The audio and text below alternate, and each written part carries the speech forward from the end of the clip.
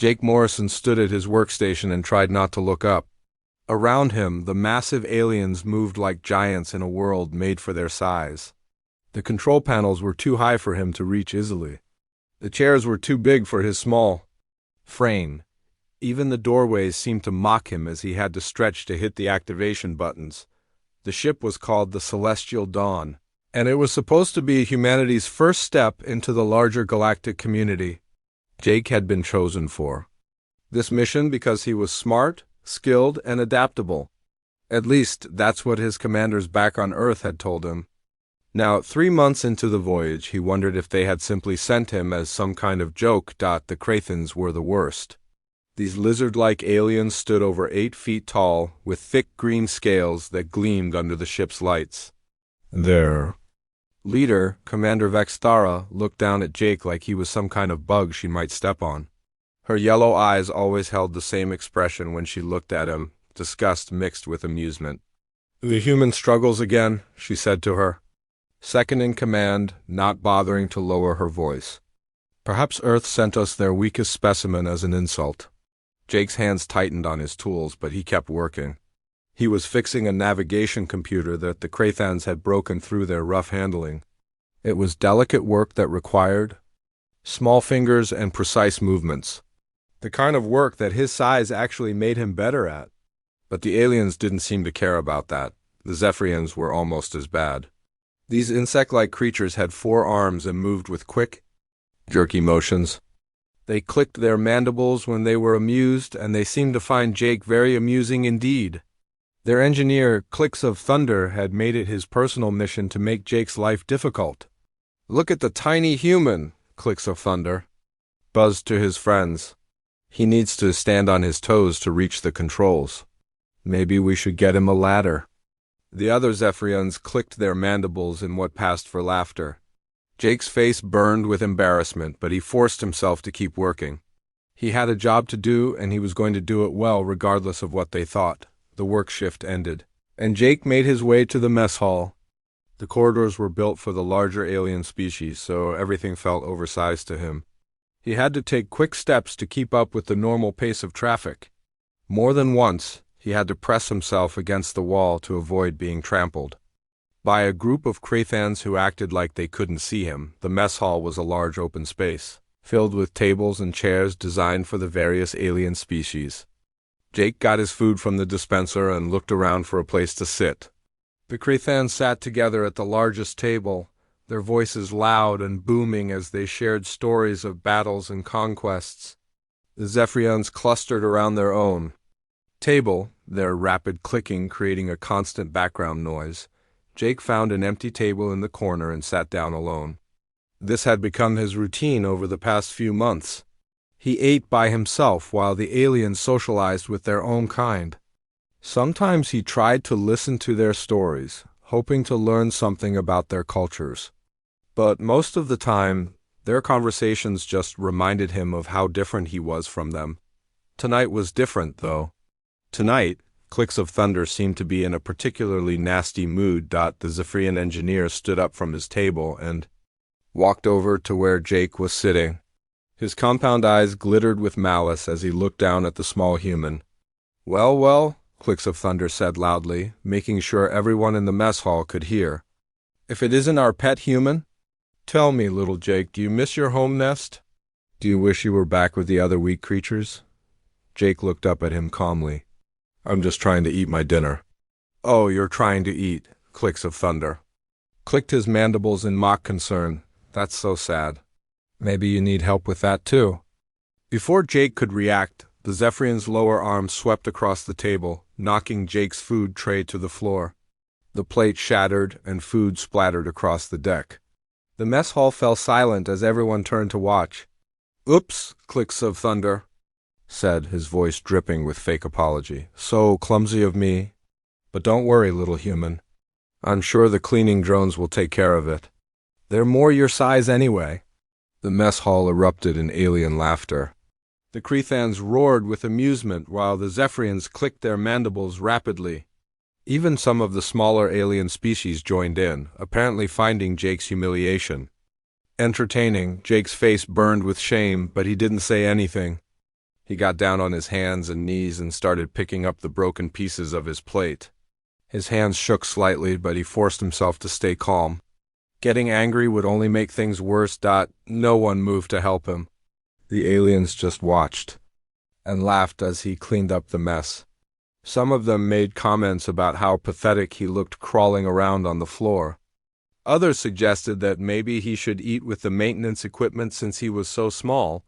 When Jake finished cleaning up, he stood and walked toward the exit. The laughter followed him out of the mess hall and down the corridor. He could hear clicks of Thunder's voice rising above the others, telling everyone about the tiny human's humiliation.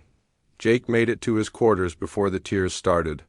His room was small even by human standards. The ship's designers had given him the smallest available space, assuming he wouldn't need much room. He sat on his narrow bed and put his head in his hands. This wasn't how it was supposed to be. He had been chosen for this mission because he was one of the best navigation specialists in the Solar Navy. He had graduated at the top of his class and had personally designed some of the systems they were using on this voyage, but none of that seemed to matter to the aliens. All they saw was his size. Jake pulled up his personal files on his tablet, scrolling through the records until he found what he was looking for.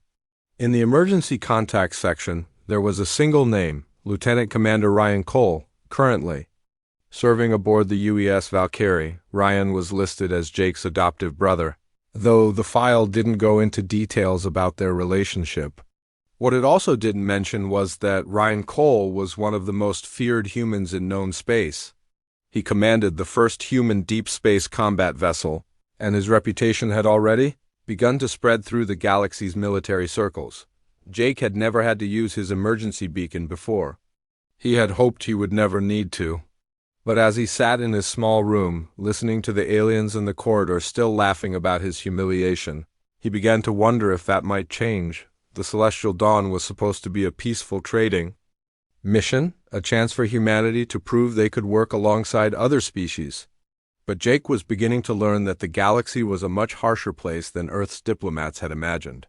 Out here, among the stars, strength was the only thing that mattered. And if there was one thing that humans were good at, it was being strong when they needed to be. Jake just hoped that if the time came, his brother would be close enough to help. He put away his tablet and tried to get some sleep, but the sound of alien laughter still echoed in his mind. Tomorrow would bring more work, more humiliation, and more reminders that he was alone among creatures who saw him as nothing more than an amusing pet. What Jake didn't know was that his situation was about to change dramatically. The galaxy was about to learn that humans were much more dangerous than they appeared, and that threatening one human meant dealing with all of them. The lesson was going to be very unpleasant for everyone involved. 3 days had passed since the mess hall incident. Jake tried to focus on his work, but the other crew members made it almost impossible. Every time he walked down a corridor, aliens would whisper and point. Some would deliberately bump into him or block his path. Others would make loud comments about his size when they thought he was listening. Commander Vexthara had made things even worse by assigning him to the most basic maintenance tasks. She claimed it was for his own safety. But Jake knew better. She was punishing him for being different, for being weak in her eyes. Jake was working on a secondary power coupling when the alarms started screaming. The ship's lights immediately switched to emergency red, bathing everything in an angry glow. The klaxons were so loud that Jake had to cover his ears.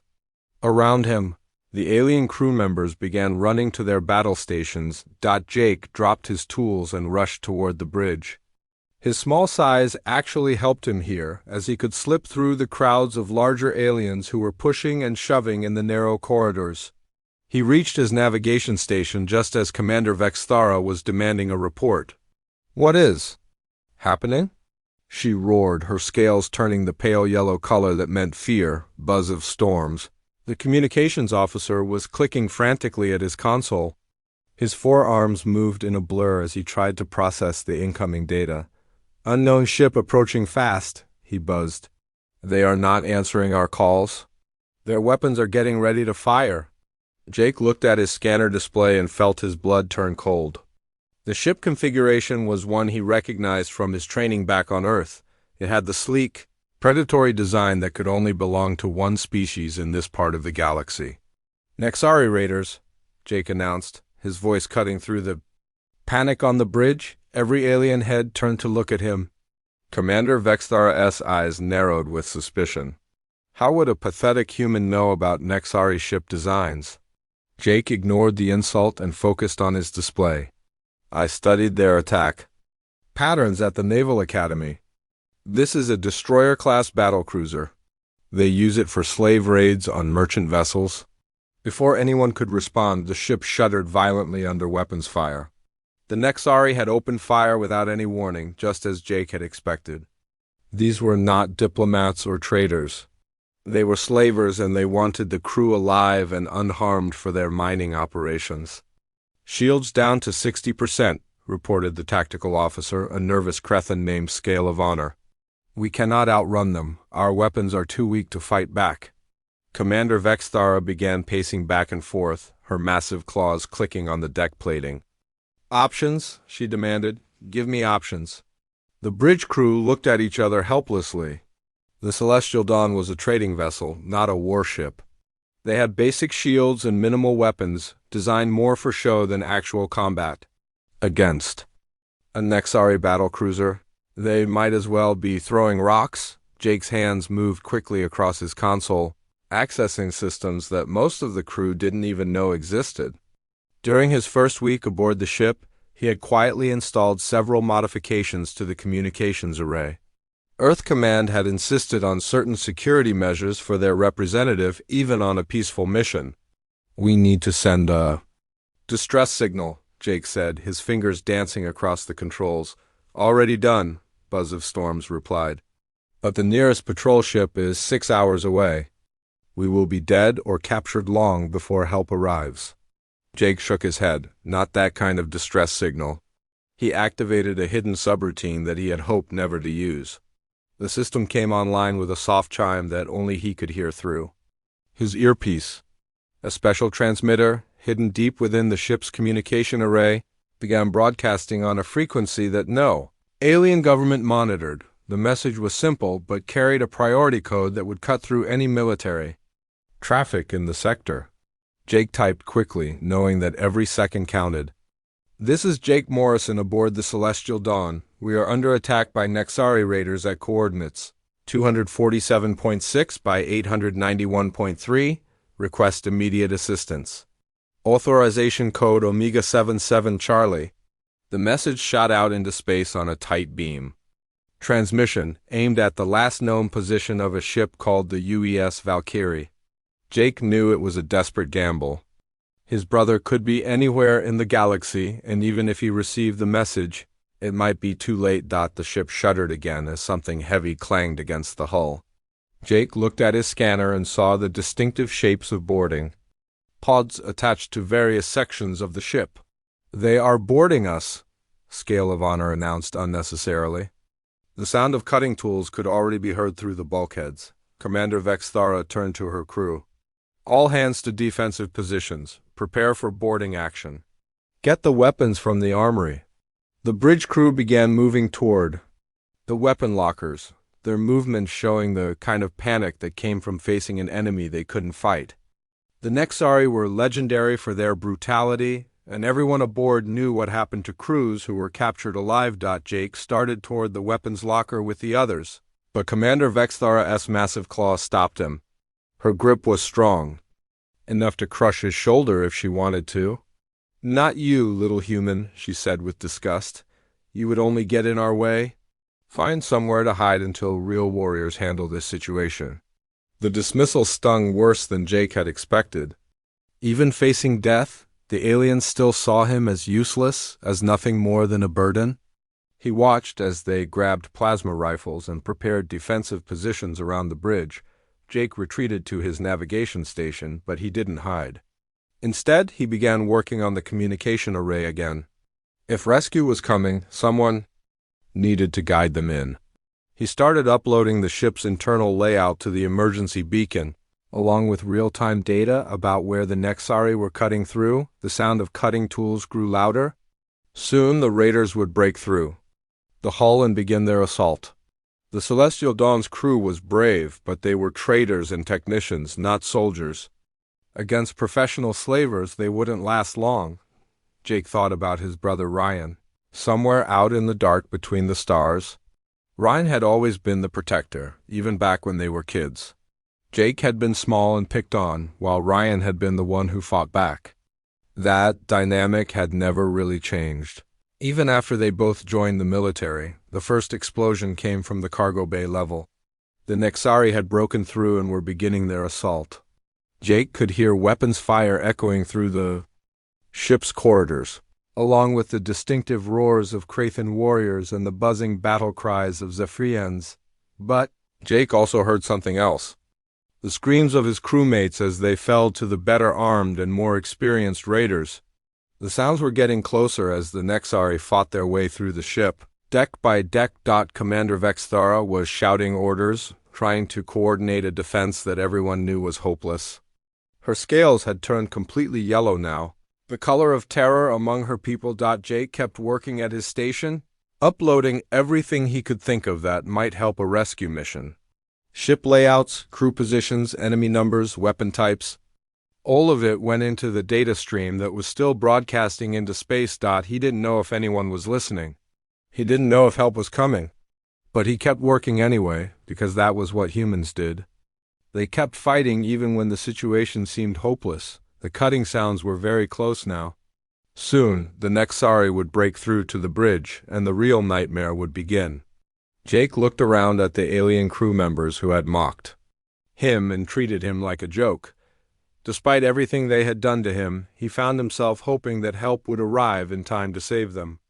Because that was also what humans did. They protected others, even when those others didn't deserve. In the darkness between the stars, something was moving toward them at impossible speed. But Jake didn't know that yet. The used Valkyrie appeared out of hyperspace like death itself.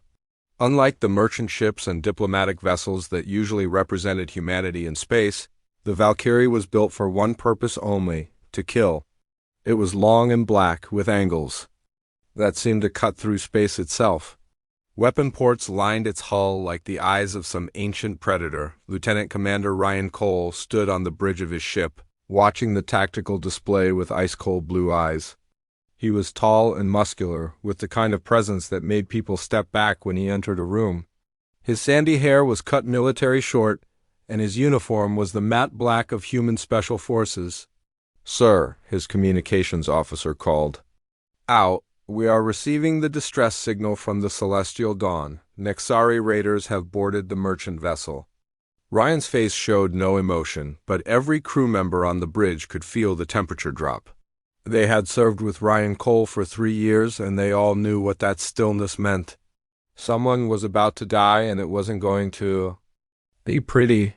"Tactical report," Ryan said, his voice quiet but carrying absolute authority. His weapons officer, Tony Martinez, pulled up the sensor data on the main screen. Single Nexari battlecruiser, destroyer-class configuration. They have the merchant ship locked down with boarding pods. Standard slaver operation by the look of it. Ryan nodded once. His jaw tightened almost imperceptibly. "Time to intercept? 12 minutes at maximum burn, sir." "Make it 8. The order was impossible by normal standards. The Valkyrie's engines were already rated beyond what most engineers considered safe. But Ryan's crew had learned not to question their captain's orders, especially when his little brother was in danger. The ship surged forward, its experimental drive systems pushing the boundaries of physics. Warning lights flashed on engineering consoles as the engines ran far beyond their normal parameters. But the engineering crew just smiled and pushed them harder as they approached the battle zone. Ryan opened a direct channel to the Celestial Dawn. Jake's voice came through immediately, tight with stress but still controlled. "Ryan, thank God. You got my message. The Nexari have control of most of the ship. The crew is trapped in the cargo bay." Ryan's expression didn't change, but his knuckles turned white as he gripped the command chair. "Hold your position and keep your head down, little brother. Big brother is coming to clean up. Understood? Hurry, Ryan. I don't think we have much time." Ryan cut the connection and turned to his crew. For the first time since receiving Jake's distress call, he smiled. It was not a pleasant expression. It was the smile of a predator who had just found his prey. "Ladies and gentlemen," Ryan said, his voice carrying to every corner of the bridge, "today we are going to remind the galaxy why humans are the most dangerous species in known space. Lisa, open a channel to the Nexari vessel." His communications.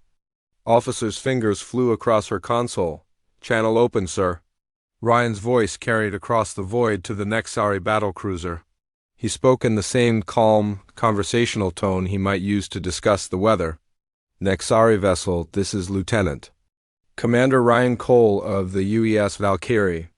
You have exactly 60 seconds to release your prisoners and leave this system." The response came back as a series of harsh growls and clicking sounds. The Universal Translator converted it to standard speech, but the mockery was clear in every word. "Foolish human, you are outnumbered and outgunned. We will take your ship as well and add your crew to our collection." Ryan's smile grew wider. Wrong answer. He cut the channel and turned to his weapons officer. "Tony, show them what human engineering looks like. Target their weapons first. I want some of them alive to spread the word." "With pleasure, sir." The Valkyrie's experimental plasma cannons opened fire, and the Nexari's profitable day became a nightmare in less than 3 seconds. The Nexari battlecruiser's shields collapsed under the opening barrage. The alien ship had been designed to prey on helpless merchant vessels, not to fight a purpose-built human war machine. The Valkyrie moved through space with a grace that defied physics, its advanced maneuvering systems allowing it to dance around the larger vessel's clumsy attempts to return fire. "Their main weapons are offline," Tony reported with obvious satisfaction. "Engine damage is minimal, but they are not going anywhere." Ryan was already moving toward the shuttle bay, his command. Crew following behind him. "Boarding party, gear up. Lisa, maintain position and keep them from running. If they try to hurt the prisoners, turn them into space dust." "Copy that, sir. Hunt well." The phrase had become traditional among human special forces. It was both a blessing and a promise. Ryan's boarding party consisted of 6 of humanity's most dangerous soldiers. Each one had been selected not just for their ability to fight, but for their ability to think, adapt, and kill with surgical precision. They wore matte black combat armor that seemed to absorb light, and their weapons were compact, efficient, and absolutely lethal. The shuttle launched from the Valkyrie's bay and docked with the Celestial Dawn's auxiliary port. Ryan led his team through the airlock and into the merchant vessel's corridors. They moved like ghosts, their footsteps silent on the deck plating. The first group of Nexari they encountered was guarding the main corridor leading to the bridge. There were 5 of them, heavily armed and confident in their superiority. They barely had time to register the human's presence before Ryan's plasma rifle reduced them to cooling bodies on the floor. "Suppressed weapons only," Ryan whispered into his comm system. "We do not want to alert every slaver on the ship." His team moved through the merchant vessel with the fluid coordination of a Wolfpack. The Nexari were skilled fighters, but they were used to facing terrified civilians and poorly trained security forces. They had never encountered anything like human special forces operating at full efficiency. Ryan found the next group of raiders trying to cut through the bulkhead leading to the cargo bay. There were 8 of them, working with focused determination to reach the trapped crew members. They never saw the humans coming. The battle lasted exactly 37 seconds. When it was over, 8 Nexari lay dead, and Ryan's team had suffered exactly 0 casualties. "Cargo bay secured," Ryan reported. Over the comm. "Jake, you can come out now." The heavy door slid open, and Jake emerged followed by the surviving crew members of the Celestial Dawn. The aliens looked around at the dead Nexari with expressions of shock and awe. Commander Vexthara stared at Ryan like she was seeing a god. "Of war made flesh, you did this?" she asked, her voice barely above a whisper. Ryan looked at her with those ice-cold eyes. "They threatened my brother. That was a mistake." Jake stepped forward, and for the first time since the mission began, he stood tall. Everyone, I would like you to meet Lieutenant Commander Ryan Cole, my brother. The word brother seemed to hit the alien crew like a physical blow. They looked from Jake to Ryan and back again, finally beginning to understand what they had missed. Commander Vexthara's scales turned deep purple, the color of profound respect among her people. We did not know, she said carefully, that Jake Morrison was connected to such a warrior. Ryan's expression hardened. Jake is not connected to anyone. He is a Morrison, and that is enough. He is also under my protection. Anyone who has a problem with my little brother will answer to me personally. The threat was delivered in the same calm tone Ryan had used with the Nexari captain, but its impact was immediate and obvious. Every alien in the corridor took a step backward. For the first time in months, Jake felt like he truly belonged somewhere. The Nexari battlecruiser tried to run, but it was far too late for that. The Valkyrie had disabled their main engines in the opening attack, and now the slaver ship was floating helpless in space. Ryan's boarding shuttles approached the alien vessel like hunters closing in on wounded prey. Remember, Ryan spoke into his comm system as his teams prepared to board the Nexari ship, we want some of them alive. Dead slavers cannot spread the word about what happens when you mess with humans. His assault teams moved with the same deadly precision they had shown on the Celestial Dawn. The Nexari crew had been confident when they were attacking a helpless merchant vessel. Now they faced human soldiers operating at full combat efficiency, and their confidence evaporated like mist. The battle for the Nexari ship was short and brutal. The slavers had never encountered enemies who moved so fast, thought so quickly, and killed with such cold efficiency. Within 20 minutes, Ryan's teams had secured the entire vessel. Back on the Celestial Dawn, Jake watched his brother work. Through the security monitors, the alien crew gathered around him, their previous mockery replaced by stunned silence. They were seeing human military power for the first time, and it was unlike anything they had imagined. How many humans are on that ship? Commander Vexthara asked, her voice hushed with something approaching religious awe. Jake checked the tactical display. 6 soldiers plus my brother, 7 humans total. 7, she repeated slowly. 7 humans just captured a Nexari battlecruiser with a crew of over 200. The Nexari are not that tough when they face real soldiers, Jake said simply. They are used to picking on defenseless people. Clicks of thunder, the Zephyrian engineer who had humiliated Jake in the mess hall, moved closer to the display screen. His compound eyes were wide with disbelief. The small human's brother moves like death itself. How is this possible? Jake looked at the alien who had made his life miserable for months. There was no anger in his voice when he answered, only patient explanation. Humans are not all the same size, but we all share certain traits. We protect our own. We adapt to any situation, and we never give up. But you are so small, Buzz of Storm said, confusion clear in his buzzing voice. How can small creatures produce such warriors? Size is not everything, Jake replied.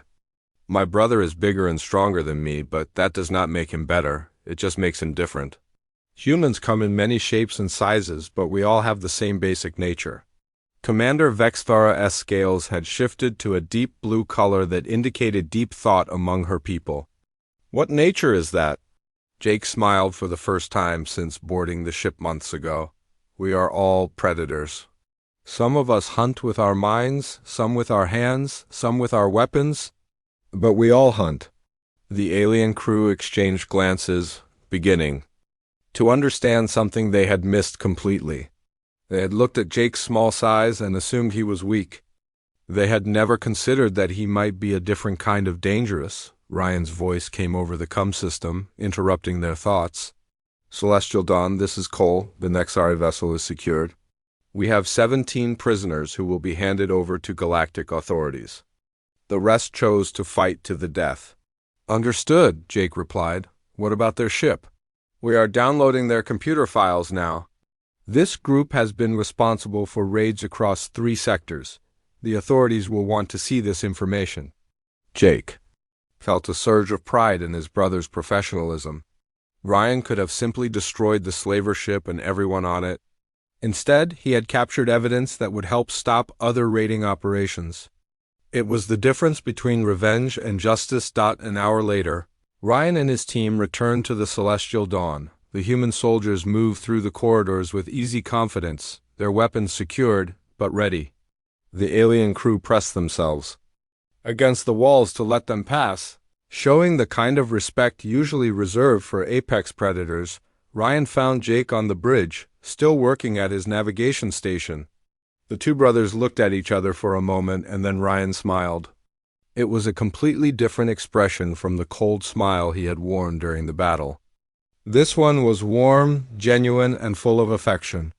"You okay, little brother?" Ryan asked, his voice gentle despite the carnage he had just finished. Jake nodded, feeling a weight lift from his shoulders. "I am now.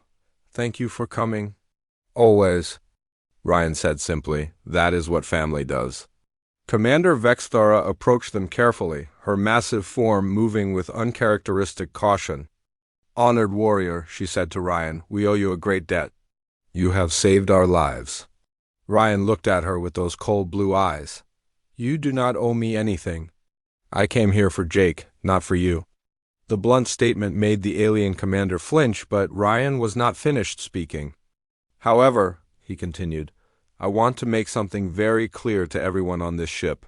Jake Morrison is my brother.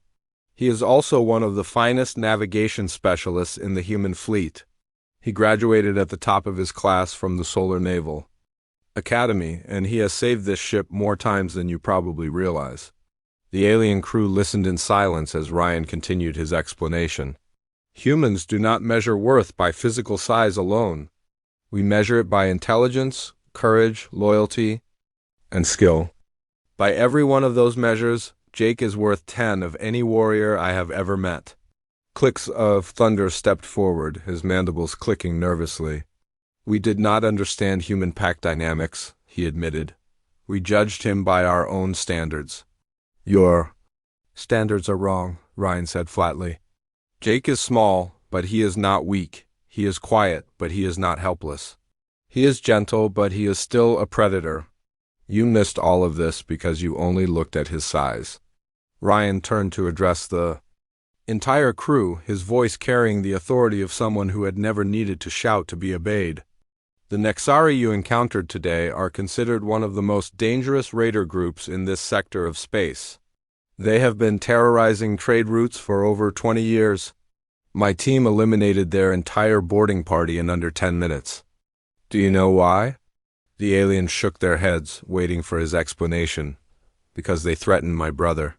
And humans will go to extraordinary lengths to protect their family." "Scale of honor," the Krathan tactical officer spoke up hesitantly. "Are all humans like this? Are you all such dangerous fighters?" Ryan considered the question seriously before answering. "Not all humans are soldiers, but all humans are survivors.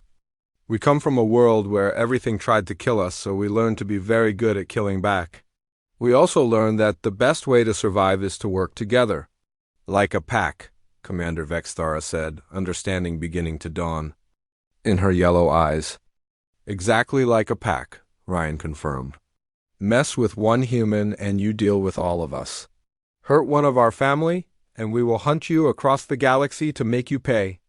Jake watched his brother explain human nature to the alien crew and felt a warmth in his chest that had nothing to do with the rescue. For the first time since joining this mission, he felt like he belonged somewhere. The galaxy was about to learn that humans were much more dangerous than they appeared. And Jake Morrison was no longer the weak link in the chain. He was part of the most dangerous pack in known space. The days following the rescue changed everything aboard the Celestial Dawn. Ryan had returned to his ship with the Nexari prisoners, but his message about Jake had spread through the crew like wildfire. The small human who had been mocked and dismissed was suddenly seen in a completely different light. Jake noticed the change immediately. When he walked through the corridors, aliens no longer bumped into him or blocked his path.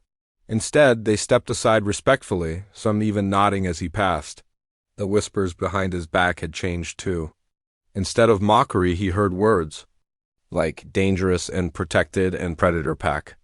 Commander Vexthara called him to her office 3 days after the attack. Jake expected another lecture about staying out of the way, but instead he found the massive Crethan commander studying a datapad with intense concentration. "Jake Morrison," she said without looking up, "sit down." Jake took the chair across from her desk, which had been adjusted to a height that actually fit him. That was new. Before the rescue, he had always been forced to sit in chairs made for much larger beings. "I have been reviewing your service record," Vexthara continued, finally looking up at him. "Your brother was correct. You have saved this ship multiple times, and I never noticed." She turned the datapad around so Jake could see the screen. It showed a detailed analysis of every repair and modification he had made since joining the crew. The navigation system failure in the Altair sector. "You fixed it before I even knew there was a problem." "The power coupling explosion in engineering?" "Bay 2, you prevented a cascade failure that could have destroyed the ship." "The communication array upgrades that allowed us to call for help during the Nexari attack." "All of this was your work." Jake looked at the list, surprised by how long it was. "I was just doing my job." "No," Vexthara said firmly. "You were doing much more than your job. You were protecting this crew and we treated you like a burden?" The Crethan commander's scales shifted to a deep purple color that indicated shame. "Among her people, I owe you an apology, Jake Morrison. I judged you by your size instead of your actions. That was the mistake of an inferior leader." Jake felt a strange mixture of satisfaction and sadness.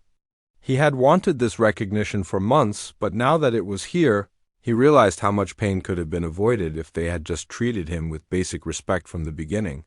"I accept your apology," Jake said simply. "But I do not want special treatment now just because you are afraid of my brother." Vexthara's eyes widened slightly. "You think I am doing this out of fear? Are you not?" Jake asked directly. The commander was silent for a long moment, considering his question. "Perhaps fear was part of it initially," she admitted. "Your brother is the most dangerous individual I have ever encountered. But fear is not why I am promoting you to senior staff." "Promoting me?" "Your new rank is Senior Navigation Specialist, with full authority over all ship movement and positioning. You will also be my primary advisor on technical matters." Vexthara's expression was serious. "These responsibilities come with the respect and privileges of senior rank." Jake felt a surge of pride, but also wariness. "Why now?" "Because I finally understand what your brother was trying to tell us," Vexthara explained. "Humans are not like other species. You do not organize yourselves by size or physical strength. You organize by ability and intelligence.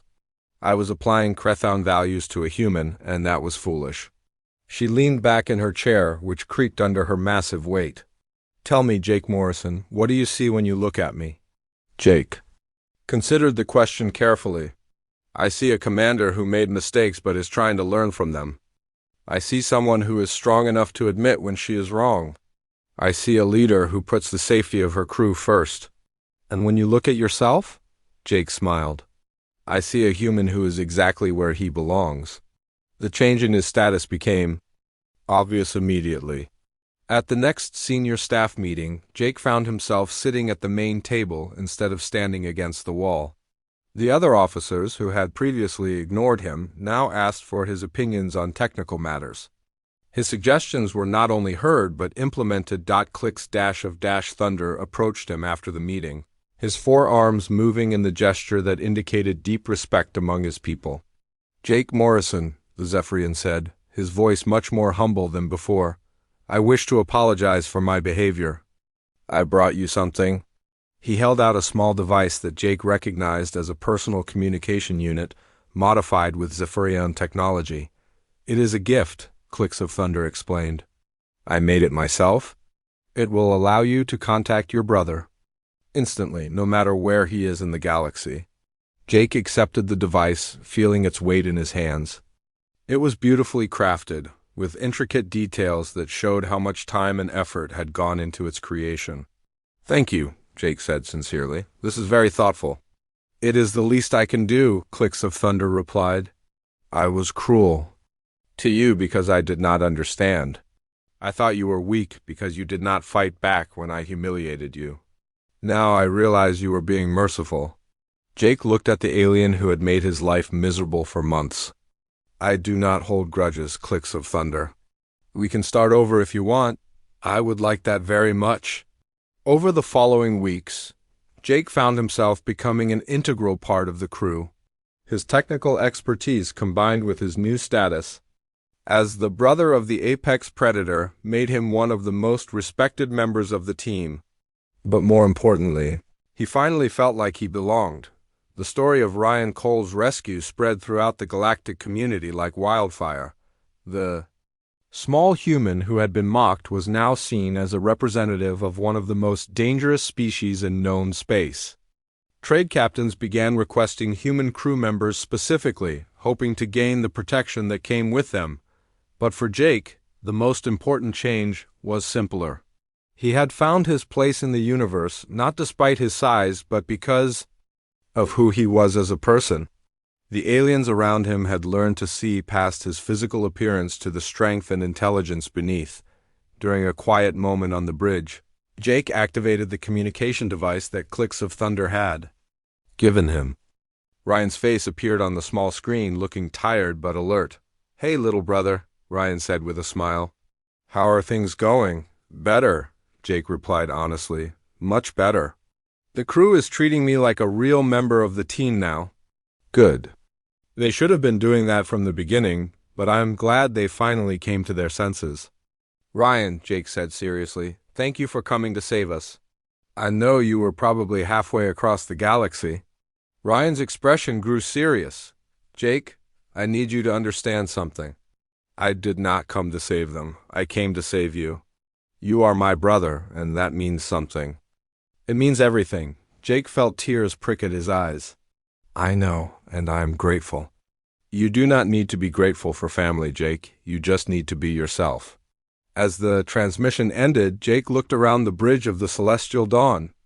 The alien crew members who had once mocked him now worked alongside him with respect and cooperation. He had found his place among the stars, not as the weak link in the chain, but as a vital part of the most dangerous pack in the galaxy. The universe had learned that humans came in all sizes, but they all shared the same fundamental truth: mess. With one human, and you deal with all of them. And in a galaxy full of dangers, there was no more powerful protection than being part of the human family. Jake Morrison smiled as he returned to his work, knowing that he would never feel small again.